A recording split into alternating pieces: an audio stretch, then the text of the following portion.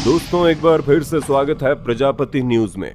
दोस्तों क्या आपको मालूम है भारत में डायमंड कहाँ पाया जाता है? जैसा कि आपकी स्क्रीन पर दिख रहा होगा कितनी आसानी से डायमंड निकाल रहे हैं।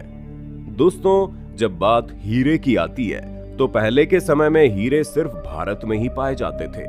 इसी वजह से जितने भी मशहूर हीरे हुआ करते थे वो हमारे भारत से ही दुनिया भर में गए। पर फिर 1726 में ब्राजील में भी डायमंड की खोज कर ली गई। इसी वजह से इंडिया के बाद ब्राजील ऐसा दूसरा देश बन गया जहां पर डायमंड की प्रोडक्शन शुरू हो गई।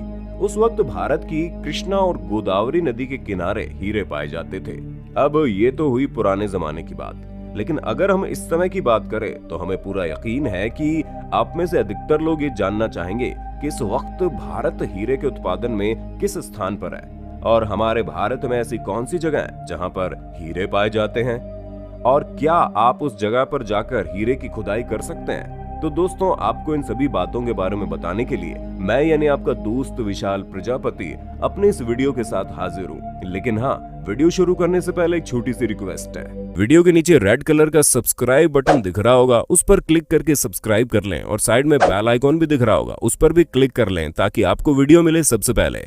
दोस्तों जब बात डायमंड प्रोडक्शन की हो रही है तो हम आपको बता दें आज के समय में इस चीज में कई सारे देश हमसे आगे निकल गए हैं। अब ये कौन से देश हैं ये तो हम आपको बाद में बताएंगे, लेकिन सबसे पहले हम बात करते हैं कि भारत की किस जगह पर डायमंड पाया जाता है। तो दोस्तों भारत के मध्य प्रदेश के पन्ना जिले में डायमंड माइंस मौजूद है।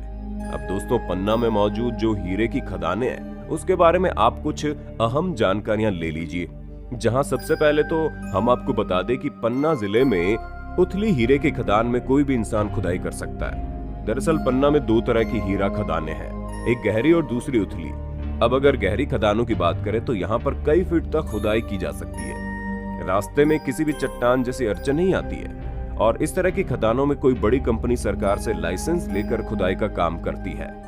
पर दोस्तों अब आते हैं उथली खदानों की खुदाई पर। दोस्तों इस तरह की खुदाई में आप ज्यादा से ज्यादा 10 से 12 फीट तक की खुदाई कर सकते हैं, क्योंकि इसके नीचे आप जाएंगे तो आपको बड़े बड़े पत्थर मिल सकते हैं जिनके नीचे खुदाई करना बिना मशीन वगैरह के मुश्किल हो जाता है। इसलिए इस तरह की खुदाई कोई भी इंसान कर सकता है और इस तरह की खदानों को इंसान सरकार से लीज कर कुछ समय के लिए हासिल कर सकता है। अब इस तरह की उथली खदान में खुदाई करने के लिए आपको मध्य प्रदेश सरकार के खनिज संसाधन विभाग, जो कि राज्य में खनिज से जुड़े कामकाज देखता है, और इसी के तहत पन्ना का हीरा कार्यालय आता है और इसी कार्यालय से आप उथली खदानों को कुछ समय के लिए खुदाई करने के लिए ले सकते हैं। ऐसे में लोग ये बात बहुत अच्छे से जानते हैं कि पन्ना के किन हिस्सों में हीरा मिल सकता है। इसी वजह से वो उस हिस्से को छोटी जगह को चुनते हैं और हीरा कार्यालय में आवेदन देते हैं, वो भी महज 200 रुपए के चालान के साथ।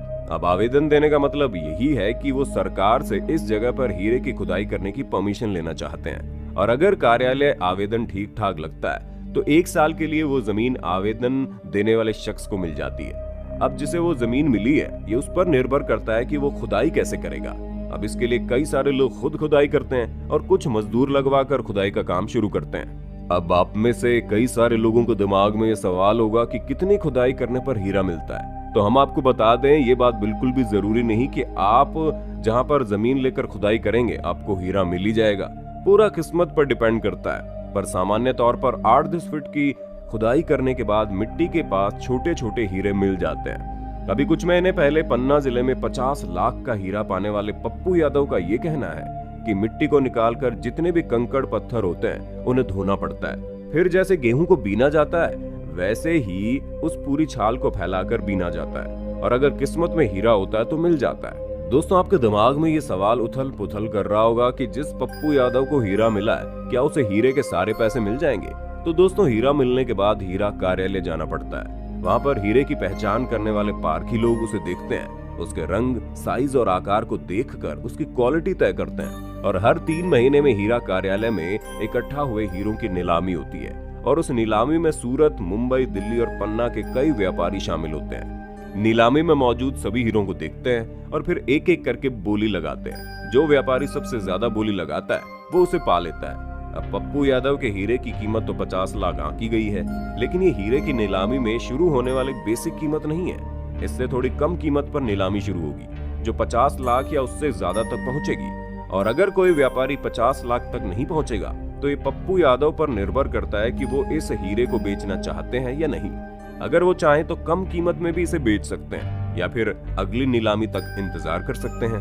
अब सबसे अहम सवाल, पप्पू यादव जैसे लोग जो हीरा खोजते हैं उन्हें पैसे मिलते हैं या नहीं। तो दोस्तों, खोजबीन के बाद ये पाया गया कि जो शख्स हीरा खोजता है उसे हीरे की कीमत का 88% मिल जाता है और बाकी 12% टैक्स वगैरह में कट जाता है। अब चलिए हम आपको बताते हैं कि हीरे के उत्पादन में भारत किस नंबर पर आता है। अब भले ही आपको ये सुनकर निराशा हो, लेकिन दुनिया भर में होने वाली डायमंड प्रोडक्शन में भारत का 1% से भी कम योगदान है।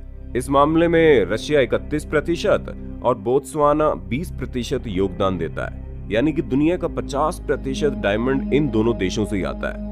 आप इससे समझ गए होंगे कि हमारा भारत डायमंड के प्रोडक्शन में काफी पीछे है, पर फिर भी यहाँ पर नायाब हीरे मिलते रहते हैं। दोस्तों, पन्ना में होने वाले हीरे की खुदाई के बारे में जानकर आपको कैसा लगा, हमें कमेंट करके बताइएगा। और इसी तरह के इंटरेस्टिंग वीडियोस को लगातार देखते रहने के लिए हमारे चैनल प्रजापति न्यूज को लाइक, शेयर और सब्सक्राइब तो कर देना। और हाँ, हम फिर मिलेंगे नए वीडियो में। जय हिंद, जय भारत। दोस्तों, आपकी स्क्रीन पे 2 और वीडियोस दिख रही हैं, जिसे देखने के लिए आप इस स्क्रीन पर क्लिक करें। दोनों देखिएगा, बहुत अच्छी वीडियो बनी है।